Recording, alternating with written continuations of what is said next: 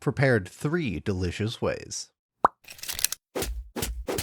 What is up, everybody? To you, it's been a mere 2 weeks, but it's been about 6 since I last sat here recording a video, because I went on vacation to Korea again. But I mentioned in my last Gene Stealer Cult video that I was basing my dudes around a Promethium mining planet. So I wanted to add a little bit of texture to their bases to establish that story.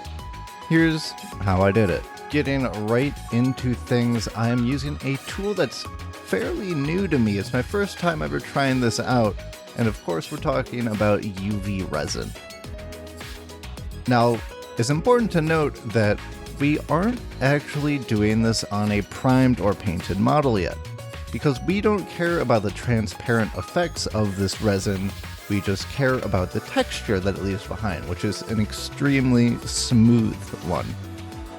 To apply the resin, I am just putting little dots of it on the base and using a toothpick to kind of guide it into the places that I want it to go.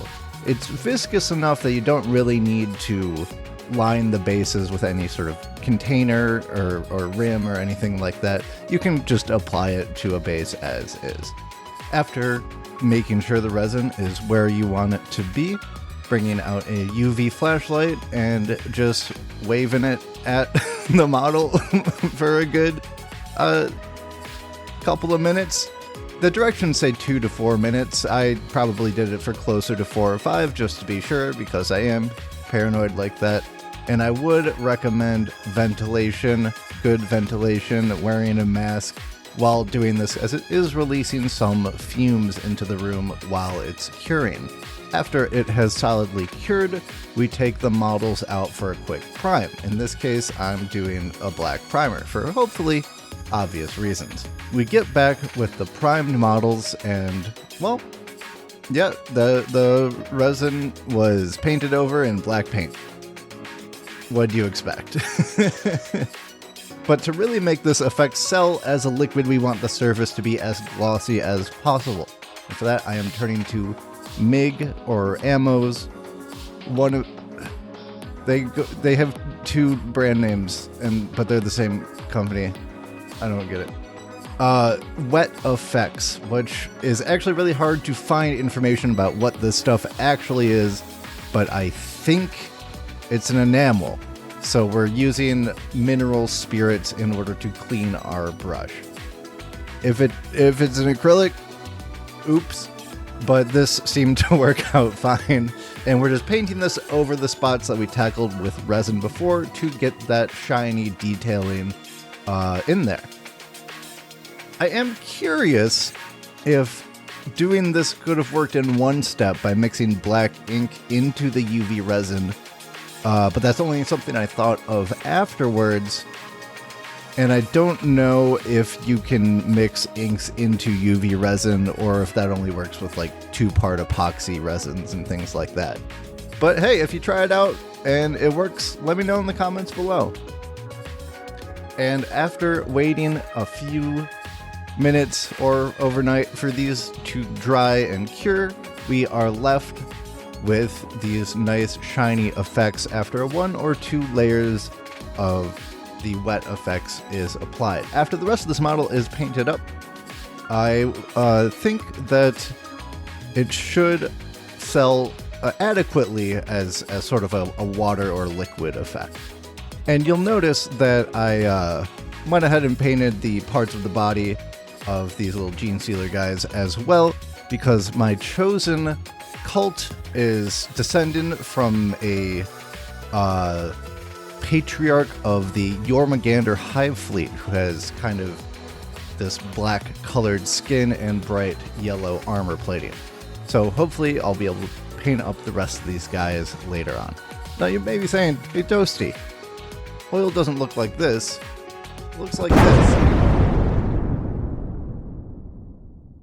Now you may be saying, hey Toasty, oil doesn't look like this, it looks like that. And you're not wrong. I mean, it does also look like that. But what you're seeing on this side is more of like an oil slick, which is really a thin layer of oil interacting with water. But let me show you how to do that too. Now, I won't call this part a guide, because I kind of stumbled into something that worked for me, and your mileage may vary. So feel free to try it out, but yes, take all of this with a grain of salt. To achieve this effect, I used Vallejo's Shifter's Paint, which have an iridescent sheen that kind of shifts between two colors. And we're using 3 different ones to get a nice rainbow variety of shades and pigments in this effect to get the pure rainbow iridescence of oil going. I had a spare base lying around that I had already set up with the UV resin and primed over to make sure the texture was right.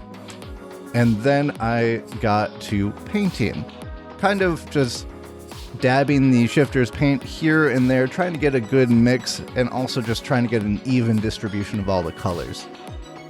It wasn't fully working. I wasn't super happy with the results. It was looking like okay, but there was some weird like brush strokes, and the paint was kind of beating up in certain places, and I wasn't sure if that was going to dry translucently or not.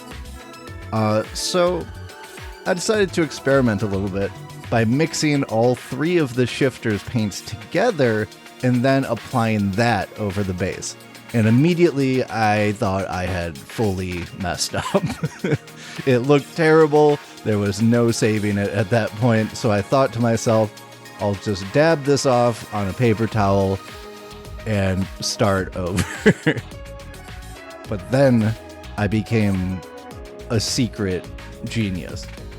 Because as soon as I dabbed it off the excess with a paper towel, I looked at the result and it was literally exactly the effect I was looking for. I was kind of blown away by how immediately the effect turned out. So could I recommend this? Maybe, but I also don't exactly know what I did.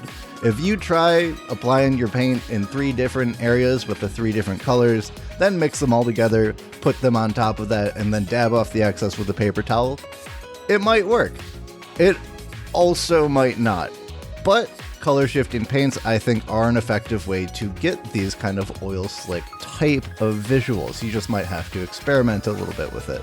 I think these would especially look good on more textured bases and not as a pool of deep oil, because that's not really what oil looks like in those big kind of contained vats and spaces.